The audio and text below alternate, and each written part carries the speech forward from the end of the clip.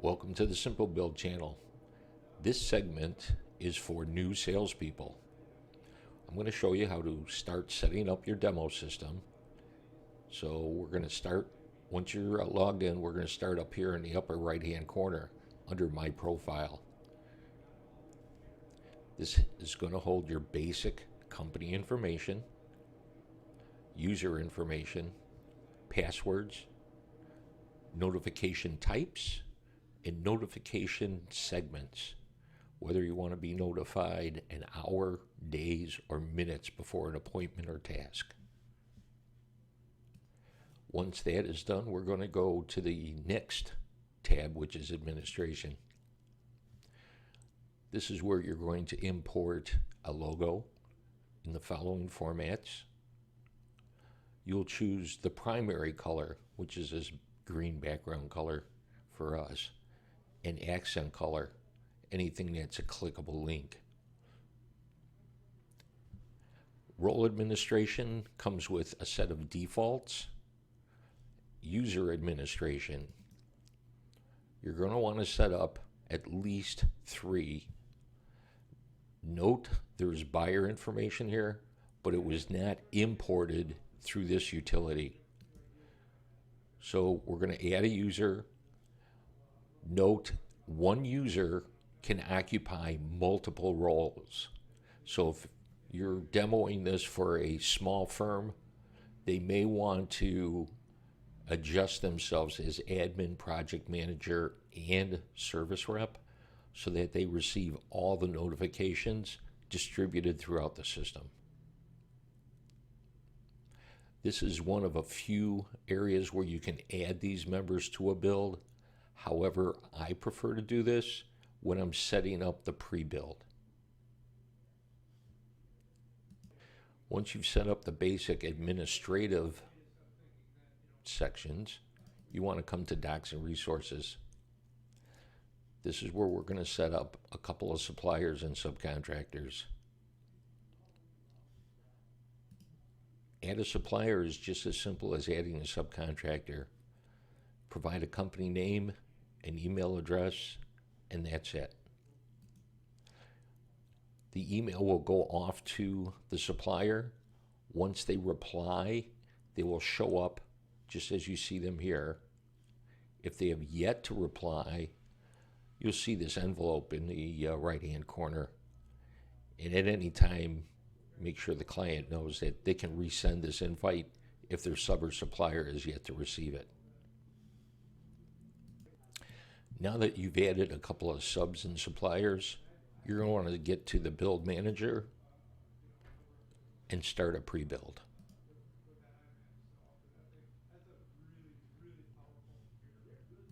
While setting up your pre-build, you'll want to make note of a couple of items.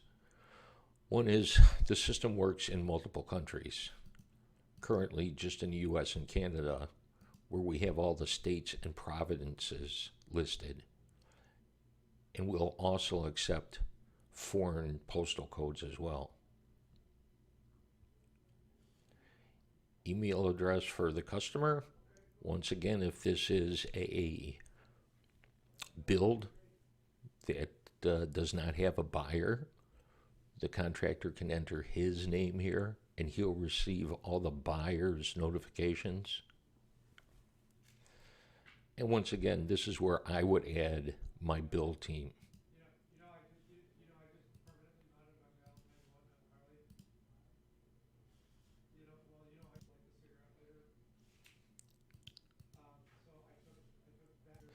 Once all the fields that have an asterisk are filled in, you can go next.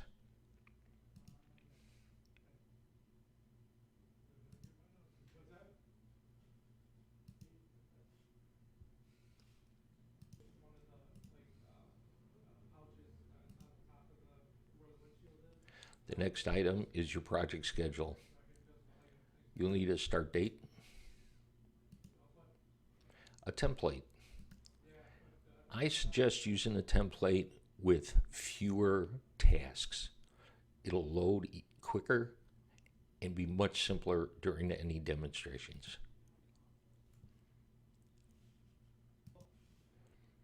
Now that the template is loaded, you can save it under a new template name or just continue.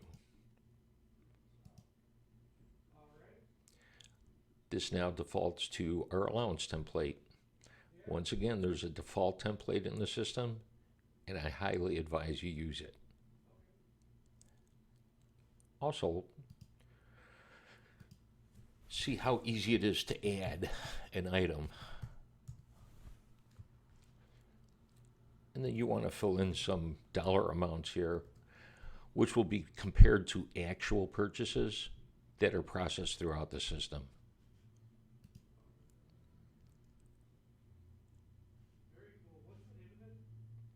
And there's your pre-build. Now you can start requesting quotes from your suppliers that you have a build to attach them to. Now that you have a few subs and subcontractors in the system and you have a build that you can associate them to, let's do this now. Let's start requesting a quote and run through the system.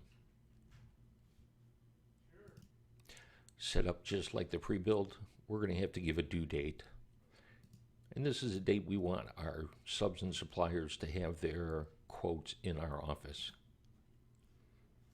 We're going to attach what subs or suppliers we want to receive this request.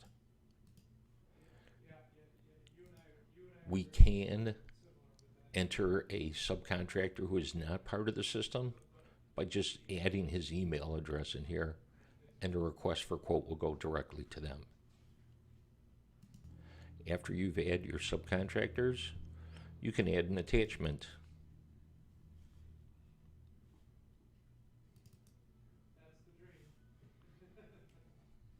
And then send the request off. We suggest having a few quotes in the system and processed. By processed, we mean entered replies to this request for a quote through the system, and then mark any of them as awarded. Here we have 2 quotes that were awarded, and now that they're awarded, we can send the email notifying them that they're part of the system and when they're going to start.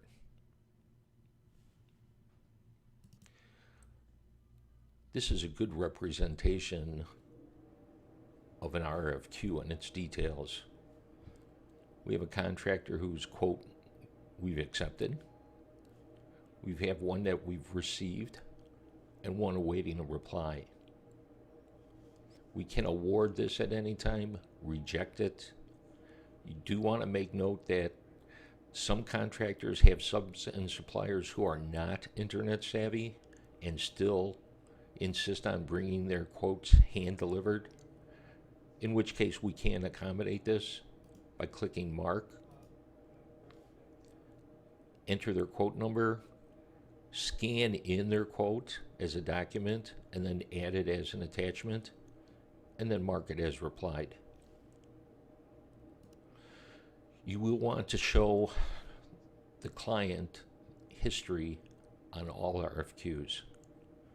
The date it was created, the date and information as to details as to who supplied this particular bid, all the way to who was chosen for this bid. Remember, throughout the entire system, we keep date and time stamped throughout the history of every job. The next section you're going to set up is selections and POs. Once again, we suggest you have a few approved through the system and have some awaiting approval. Note those that were approved have an associated PO number which was generated through the system.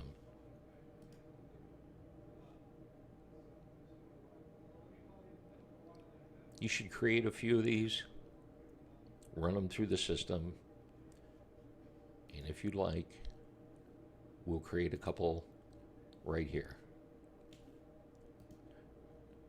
This is a PO that's going to be generated once the customer approves the selection.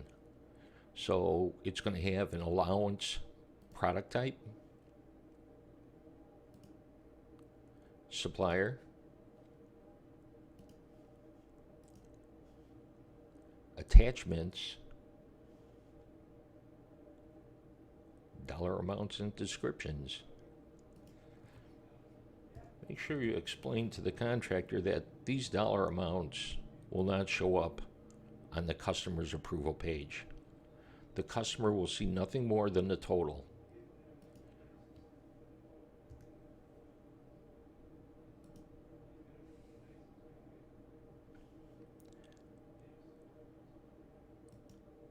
Task for delivery, where do we want this particular item delivered? And it'll become of our project task manager. Notes, response date from the buyer, delivery date from the supplier, and any additional delivery notes. And then have this sent for approval. These are the basics for setting up your demo system.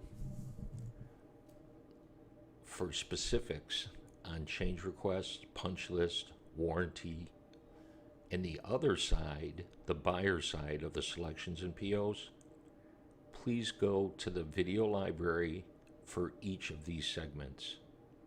It will explain in great detail what you need to do to make this part of your demo test system. Good luck selling.